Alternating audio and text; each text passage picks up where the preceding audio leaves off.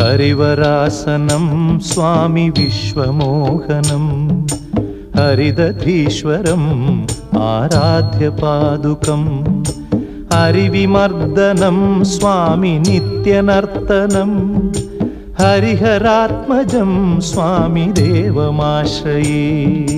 शरणमय्यप्पा स्वामी शरणमय्यप्पा शरणमय्यप्पा स्वामी शरणमय्यप्पा।